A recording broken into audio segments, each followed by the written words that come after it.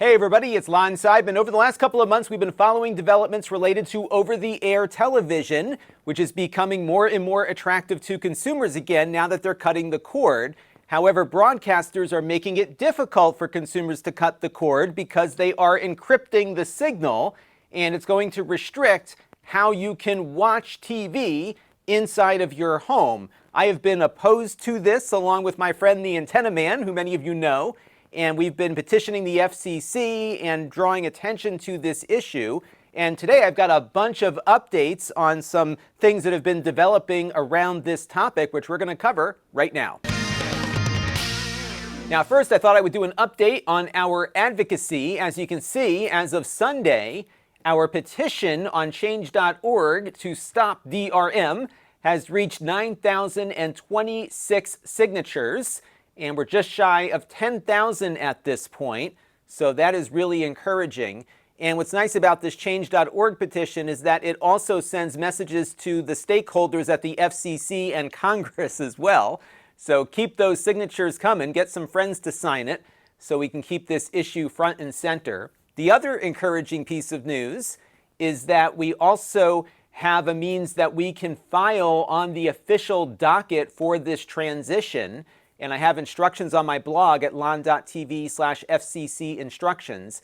And as of Sunday, we've had over 2,200 citizen submissions to the docket. In fact, the most quantity of submission came from everyday people who don't want DRM. I don't think there's a single consumer who's written in support of it. So we have definitely made some noise here, and you can keep filing. This docket's going to be open until this transition is over. So if you haven't already, head over to that link and see how you can add your voice to the official docket. So let's move on now to some news items. The first piece of news is that New York City finally has ATSC 3.0 broadcasts. New York is the biggest TV market in the United States. It is #1. And unfortunately, up until now, they didn't have access to this new broadcast technology. However, 50% of the available channels are already encrypted. So unless you've got a TV plugged directly into an antenna, you are not watching much on the new broadcast standard, unfortunately. Additionally, the standards group, Pearl TV, announced that there will be, by the end of the holiday season, 10 million installed ATSC 3.0 tuners in the marketplace. Unfortunately, though, most of those tuners are inside of televisions, which means that each of those TVs needs a direct antenna connection with a cable in order to work, which is not how most consumers want to watch television. And at the moment, there are no network tuners that are compatible with this DRM technology, and that is why this is such a big deal. We'll get into more about that later. They do have, though, a pretty nice guide here of all of the different devices that are certified to tune ATSC 3 signals with DRM, and presumably they will be keeping this up to date. Unfortunately, at the moment, from the TV side, most of the televisions that support ATSC 3 are on the higher end of the equation. The least cost version is about $500, but it's a small one. So it's going to be a while until this really makes its way into the TVs that you often see on Black Friday that are big and relatively inexpensive. So hopefully next year there will be a little bit more. However, what the Antennaman uncovered from some viewer feedback the other day is that even these TVs that are supposedly working with the DRM don't work with the DRM. Some don't tune channels at all, others lock up randomly, and you can see more about this in the Antennaman's great coverage on this topic, and I've got a link there on screen where you can find his video. But the bottom line here is that this rollout of DRM has been haphazard at best, and it's just not working. Now, this next item is something that came out in August, but I'm just learning about it this week, and this involves the A3SA, which, believe it or not, is a standards body separate from the ATSC 3.0 broadcast standard. The A3SA is responsible for the DRM encryption, and they have released what they say are broadcast encoding rules that are designed to provide extra reassurance for viewers, and a lot of this involves recordings that viewers might make. So these rules actually sound pretty good to me, but there's a caveat. But let's look at the rules first. The first one here says viewers must be allowed to decrypt and record broadcasts even if they are using a less secure device that requires an internet connection. Unfortunately, at the moment, that rule is not being met because nobody can record anything that's encrypted with the new ATSC 3 DRM, but maybe that will come in the future. They do say, though, that viewers must be allowed to make an unlimited number of copies of these broadcasts, but as you know, you can't take them off the device, so I'm not sure how well that rule is going to be followed.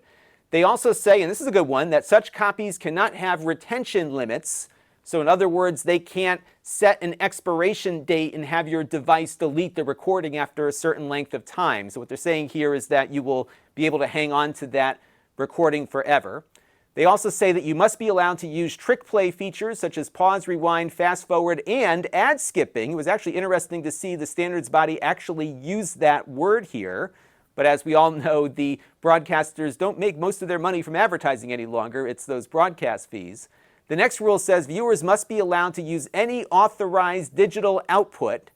So that means that if a device meets the DRM requirements, you should be able to watch on that device. But unfortunately, that has not been the case just yet. And the last bullet point here is that viewers must be allowed to use analog outputs to connect to legacy TVs. And that, of course, would involve having devices that actually have analog outputs, although we could argue that the reason the ADT-H tuner that we looked at a few weeks ago did not employ HDMI encryption might be for that bullet point. But here's the key wording of this rule set. They only apply to ATSC 3 broadcasts that are currently being simulcasted with ATSC 1.0. So this has nothing to do with what happens after the transition. So they're giving themselves some room here to roll all of this back if they decide they want to lock things down further in the future. So I would have been more comfortable with these rules if we didn't have that qualifier there, because right now these rules only apply to things that are simulcast. And if there are, in the near future, ATSC 3 only channels, these rules won't apply to them. Now, this next bit of news involves the Zapperbox, which is actually a very nice little digital tuning device. And unlike the HDHomerun, this is a single television device that plugs into the back with an HDMI cord, and it allows you to tune ATSC 1 and ATSC 3 content. And they also recently enabled a DVR feature that records onto an SD card. However, the DVR does not work with ATSC 3 DRM content, at least not at the moment. But they recently got certified so you can watch live content that's encrypted but not recorded. And the process in which you update the Zapperbox to support this is a bit crazy because they have to install some security software to meet the requirement.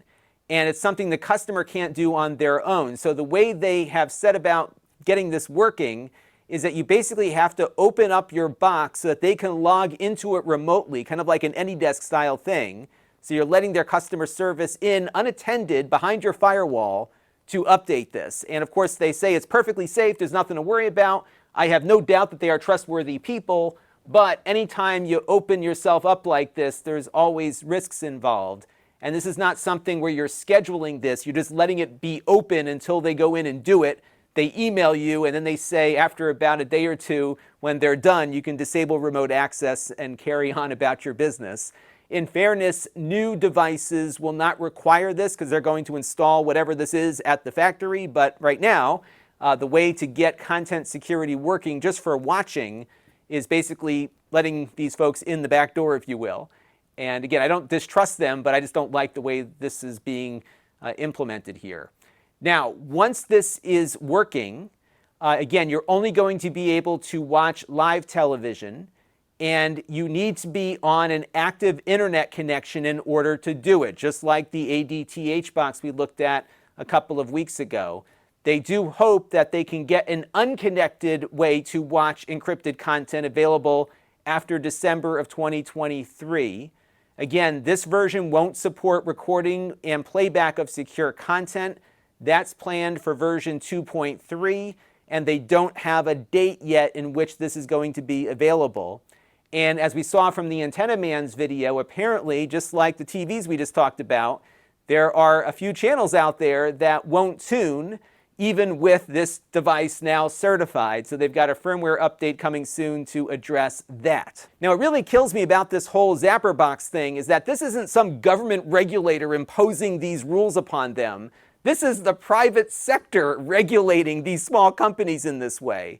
And what this regulation, which is not even managed by the government, is going to do is put a lot of smaller companies potentially out of business if they can't offer a product that consumers want or can't afford to meet the onerous requirements of getting certified for next-gen TV and then getting certified for the DRM and then having to make sure that your products maintain all of the compliance that you need to maintain in order to keep those certifications intact.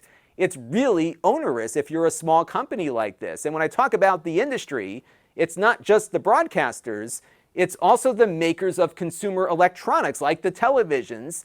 And there are much bigger companies out there that are actually making licensing revenue off of this standard that can afford to maintain these certifications, whereas a smaller company like Zapperbox or the Channels app may not be able to do so. So this is really going to clear things out, unfortunately, and make the market less competitive. And they're going to do it by regulating these companies in a way that's worse than the government would have regulated them. And that's what's so crazy about this whole thing. Now, there's some additional information that came out recently from Silicon Dust, the makers of the HDHomerun. In full disclosure, HDHomerun is an occasional sponsor here on the channel, but they are not sponsoring this video. But I wanted to point your attention to something that Nick Kelsey, the CEO, posted on their forum recently. And by the way, this forum, which you see linked on screen here at Lon.TV/HDATSC3 forum, is a great place to keep up with developments on the HDHomerun products. And what Nick says here is, noted previously, the A3SA, remember that's the standards body that regulates DRM, has yet to formally approve a pathway for gateway products so that they can actually operate the way they do with the ATSC 1.0 standard. And what a gateway means is that you've got a tuner that is connected to an antenna, and then that tuner is distributing the content to other screens in the house. So right now I've got my phone here tuned to my HDHomerun tuner, and it's playing a broadcast from ABC. And there's no antenna connected to this. It is going over my computer network because I have a gateway where I've got one cable from the antenna going into that gateway, and any screen in my home can play back this content. And Zapperbox would like to be able to do that too, and both companies right now can't because they didn't even think about this as part of the DRM encryption. So that's the problem. So what's the current vision that the standards body has here? Well, right now, they want one antenna connection per TV or device. So if you have a TV in the kitchen and one in the living room, you're going to have to figure out a way to get your antenna wire to both of them. That seems a bit onerous, if you ask me. There is, at the moment, no in-home streaming to other devices. Forget about out-of-the-home streaming. You can't even stream in the house to one of your devices like we just talked about. And then what's going to happen to abandoned smart TVs? Because one of the things that they're anticipating is that these devices that have ATSC3 tuners are going to be connected to the internet because, hey, most consumers connect their stuff to the internet these days, but not everyone connects their television to the internet. But if they make a change to the DRM standard, which sits outside of the broadcast standard, you're going to need to update that TV in order for it to keep tuning. And what happens when the manufacturer abandons that TV, like most smart TV manufacturers do after a couple of years, right? They stop updating them, so what's going to happen? Do you need to buy something else? We don't know yet. But at the end of the day, all this stuff is not what consumers want. They want to watch television the way they watch their streaming services on any device with a screen. And one of the great advancements over the last decade are gateway tuners that can do that with ATSC 1.0 content. And we're doing a great job, even better than ATSC 1 with ATSC 3 before they encrypted everything. Now, how do we know what consumers really want? Well, I have some idea based on my traffic from my audience of cord cutters and what they are looking for. And I can see some of that in my analytics when I review different types of products. But we can also look at what the industry is deciding to do with their own products. And one great example is the Tablo ATSC 3 tuner that was announced and later canceled. Now, Tablo is a maker of gateway tuning devices where you connect your antenna up to the box. The box has a DVR built in, but can also stream the content out to any device in your home with a screen. Now, Tablo was acquired by a broadcaster, EW Scripps, who owns a number of TV stations in the United States. And after they acquired Tablo, they canceled the ATSC3 product. Why? Well, you could take a look at one of the major limitations of what they were facing on this product as they were developing it. They basically took the gateway function away, and they said that was due to technical limitations largely involving the audio support, but I'm sure they were also anticipating the fact that they might have to deal with DRM in the future as well. And after this acquisition and Scripps took over, a new 4th generation tuner was developed, which does not support ATSC3 at all, but is a gateway. So you plug it into your antenna and then connect it to your network, and then everything you do with this product is through an app, and it doesn't support ATSC3. And I asked them about this. I actually got a statement from the company, and they said that the 4th generation Tablo device is optimized for the 1.0 broadcast standard. We're excited about forthcoming Tablo devices that will take advantage of 3.0, and they're working with the ATSC3 groups to ensure Tablo and other recording devices will be compliant and work with the new content protection standards that are part of ATSC 3.0. So if you wanted any other indicator that they were not ready to roll this standard out properly, there you go. And the broadcaster here in the consumer electronics world would not release a product that was 3.0 compatible because they know consumers prefer gateway products. If they had some data indicating the contrary, they would have released an ATSC3 tuner, but they didn't. This is the product that they launched. And really, at the end of the day, they put the cart before the horse. And you can thank ChatGPT for this fun image here. Now, the last question I'm getting from viewers is, what about the FCC? Why does it look like they're sitting on their hands? My guess here is that they're just waiting for this whole thing to play out. Remember, it is 2023 right now. Nothing's going to happen as far as the transition is concerned until maybe 2026 or so, when they get closer to when they set the transition deadline of 2027. And I think what they want to do here is let the industry try out everything it's trying and fall flat perhaps in some areas where the FCC might decide to impose some regulation. The other argument could be that the FCC kind of needs the broadcasters here too, right? Because consumers are cutting the cord by the millions, and the FCC still needs broadcasters, even at a minimum, to get emergency broadcast messages out. Remember, the government doesn't really fund any of these broadcasters other than licensing the spectrum to them. So they kind of have some mutual needs here, and I think they're trying to balance that a bit. So we're going to have to just wait and see how all of this plays out.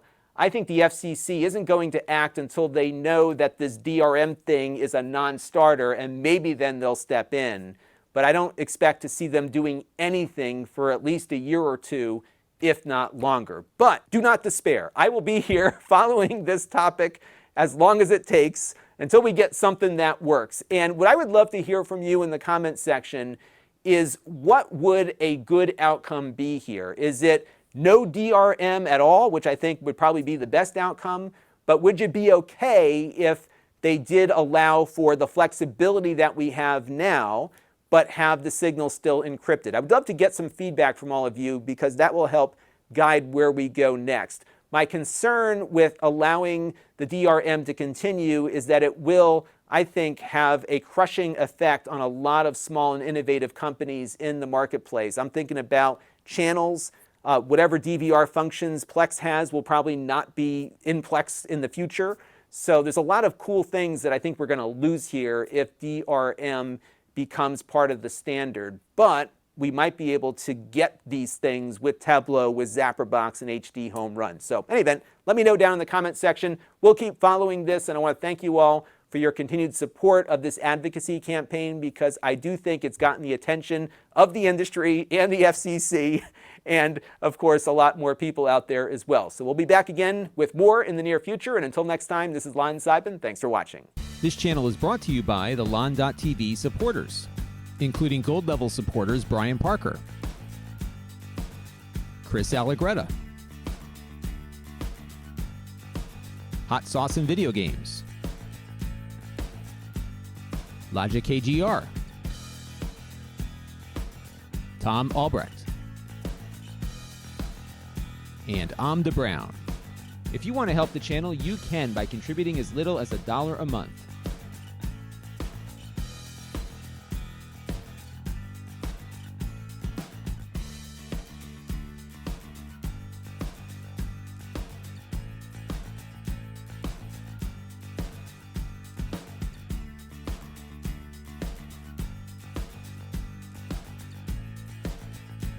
Head over to lon.tv/support to learn more.